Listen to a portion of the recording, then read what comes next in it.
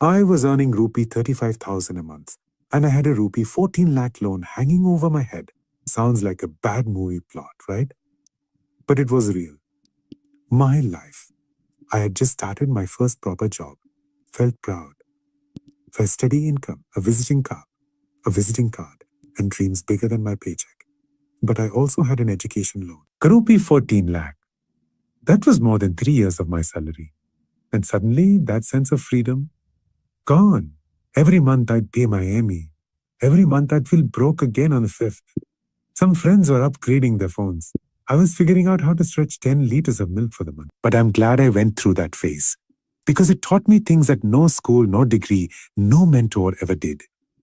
Let me share the 10 things I learned in case you're walking this road right now or ever find yourself there or to one.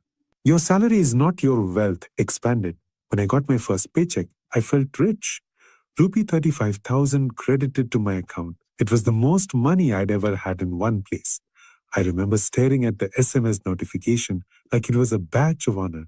I could finally afford things without asking my parents. I could walk into a restaurant and not feel guilty about the bill. For a moment, I felt I had arrived. But that feeling faded faster than I expected. Rent, groceries, internet, commute, one dinner out. And suddenly, I was left with almost nothing.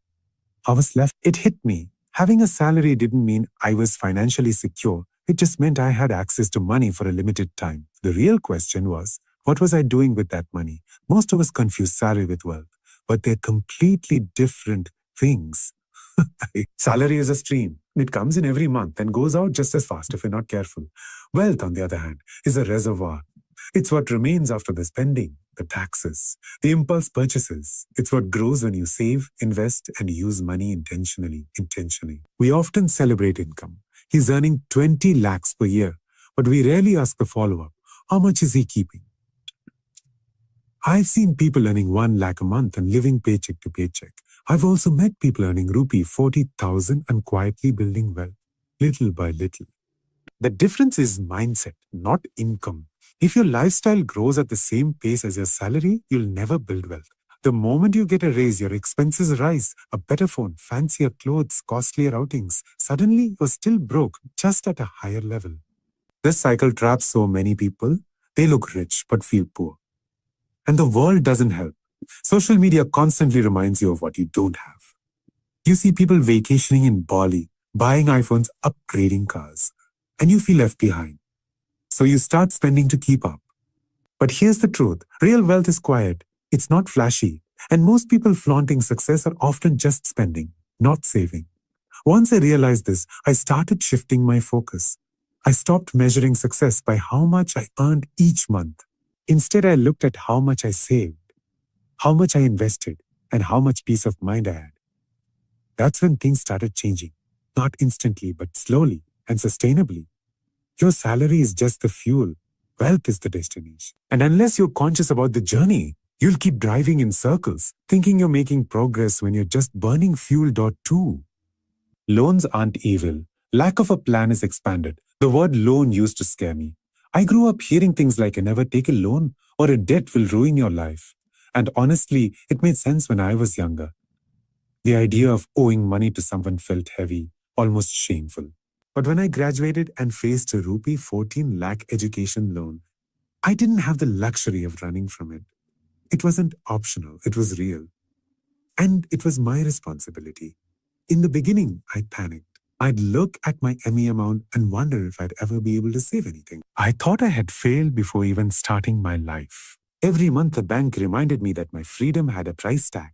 It's easy to fall into guilt and frustration when you carry that kind of burden, especially when your salary is nowhere close to your liabilities. But slowly, I realized something powerful. The loan wasn't the problem.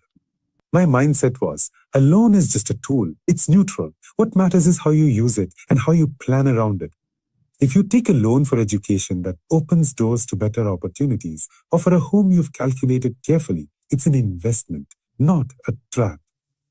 But if you take on debt to impress people, to buy what you can't afford, or to match someone else's lifestyle, that's when it becomes poison. What got me out of that negative spiral wasn't more money. It was a plan. I sat down one evening, pulled out a notebook and listed every rupee I owed. Then I broke it down. How much was the ME? How long would it take to repay? How much extra I could squeeze in each month? I made a Google sheet, tracked every payment, and adjusted my lifestyle around it.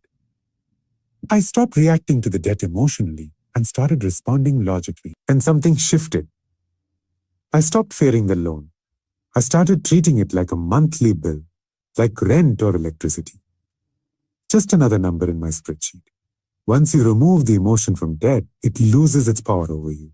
It doesn't define you anymore. You don't walk around feeling guilty. You walk around knowing you're in control.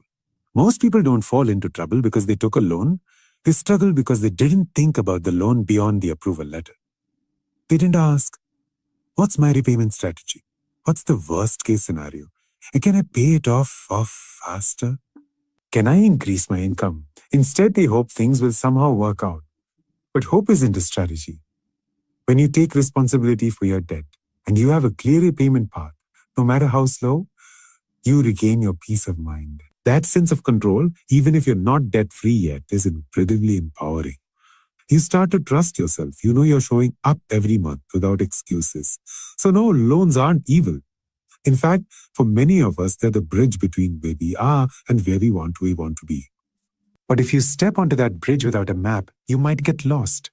The loan won't ruin you. The absence of a plan might. 3.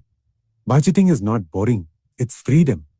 I used to think budgeting was for accountants and people who loved Excel sheets.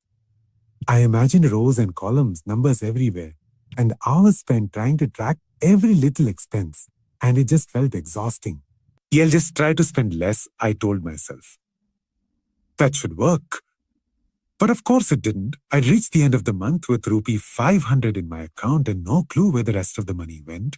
Then one day, after missing a payment deadline and having to borrow rupee 2,000 from a friend just to get by, I decided to try something new. I opened a blank spreadsheet, listed my income at the top, and started writing down every expected expense. Rent, groceries, phone bill, ME, transport, even things like snacks and subscriptions. For the first time, I could see exactly where my money was supposed to go. And more importantly, where it shouldn't. That first budget changed my life. Not because I suddenly became rich or saved a fortune. I didn't. But because for the first time I felt in control. There was a strange peace in knowing, this is how much I can spend on food this week. This is what I've already allocated for entertainment. I wasn't guessing anymore. I wasn't panicking. Every time I swiped my card, I had a plan. Budgeting isn't about restriction. It's about intention. When you don't have a budget, every rupee you spend feels random. You're reacting to your expenses instead of preparing for them. But when you do have a budget, you're not saying a no to spending. You're saying yes to the right things. You're giving your money a purpose and yourself the clarity to follow through. People often think budgeting means cutting out fun or living like a monk. But that's not true at all. A good budget includes joy. I had a separate column just for guilt-free spending. A small but important amount I could use on whatever made me happy. A book, a coffee, a short trip. The goal was never to suffer. It was to be conscious. And here's the thing. Once I started budgeting, I started discovering patterns in my behavior. I realized I was spending rupee 1,800 a month on food delivery. I found out I was subscribed to 3 different streaming platforms, 2 of which I barely used. Those small leaks add up. And once I saw them clearly, it wasn't hard to patch them. In fact, the real reason people avoid budgeting is not because it's boring. It's because it forces you to confront your own habits. It holds up a mirror to your financial choices. That can be uncomfortable at first. But it's also empowering because when you know what's going wrong, you can start fixing it. So budgeting isn't about sacrificing your lifestyle. It's about designing it. When you know where every rupee is going, you're not controlled by money. You're in control of it. And that, I've learned, is what freedom looks like. 4. Stop comparing your day 1 to someone else's day 100 expanded. It's almost impossible not to compare. You open Instagram and someone just got promoted. Another friend is driving a new car. Someone else is vacationing in Europe, sipping wine in Tuscany. And there you are, sitting in a shared apartment, eating leftover Dell, wondering where you went wrong. I've been there. That quiet moment when your heart sinks, not because you hate their success, but because you feel stuck in your own journey. We don't even realize how early we are in our own stories. I was just starting my job, trying to manage a rupee 14 lakh loan on a rupee 35,000 salary. Some of my batchmates were earning twice as much, living in better cities, working in shinier offices. I began questioning everything, my choices, my capabilities, even my worth. But what I failed to see then was this. I was comparing my first chapter to someone else's 10th. That's never fair. Everyone's timeline is different. Some people get a head start. Maybe they had more resources, better networks, or simply different circumstances. Others take time to figure themselves out, and that's okay too.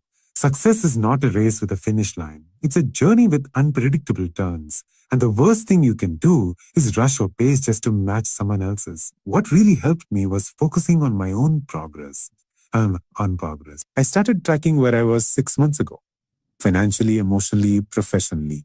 Instead of looking sideways, I looked backward and forward. That small shift changed everything. I stopped asking, why am I not there yet? And started asking, am I moving forward from where I was? That question brought peace and progress. The truth is, comparison will rob you of joy faster than failure ever will. When you keep comparing, you stop appreciating what you have. Your wins, your growth, your resilience. You forget that just managing your rent, your bills, and your sanity in a new city on a tight budget is already a success. You're showing up every day. And that counts. Most of the time, we compare our behind the scenes with someone else's highlight reel. You see the promotion, but not the 60-hour weeks. You see the new car, but not the Emmy. You see the happiness, but not the anxiety behind it. Social media has made it easy to share success, but very few people share the struggle that got them there. So what you're comparing against might not even be real. It's hard, I know. Especially when you feel like you're trying so hard and the world is moving faster than you. But growth is not always visible. Sometimes it's silent, learning to cook your own meals, resisting that impulse buy, or just surviving another tough month without giving up. That's progress too, even if no one claps for it. So the next time you catch yourself thinking, they're so far ahead of me, pause, take a breath, and remind yourself, you're not behind, you're just getting started, and you're right on time for your story.5. Make peace with saying a no expanded. When I first started earning, I wanted to say yes to everything. Dinner plans, weekend trips, birthday gifts, office outings. Every invitation felt like a sign that I belonged, that I was living the life I had worked so hard to earn. After all, wasn't that the point of making money? To enjoy it, to not feel left out. So I kept saying yes, even when my bank balance was silently begging me not to.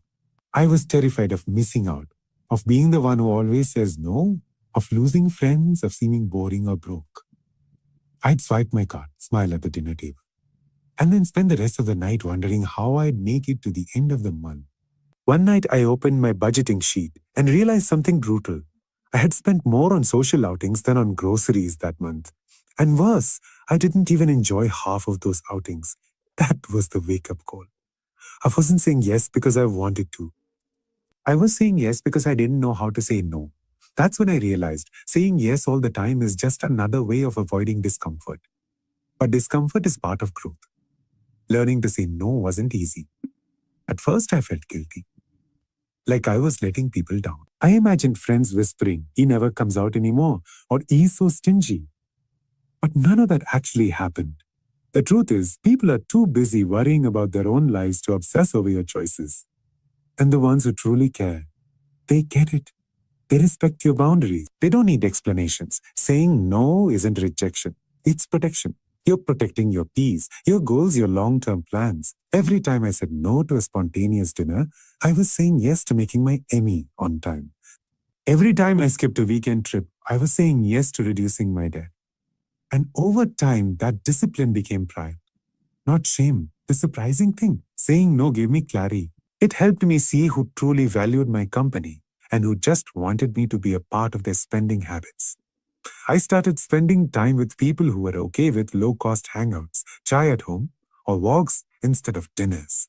The friendships became deeper, not because of what we spent, but because of how we showed up. Eventually, saying no stopped feeling like a sacrifice. It started feeling like self-respect. I realized that my time, energy, and money were limited. And every yes I gave to something meaningless was a no I was giving to something that actually mattered to me. The balance started to shift. And once I made peace with that, with the idea that I didn't have to say yes to everything to be liked or accepted, I started living more honestly, more intentionally. My life simplified, but it also became more aligned. Because the truth is, not every opportunity is worth the cost, especially if the cost is your peace of mind.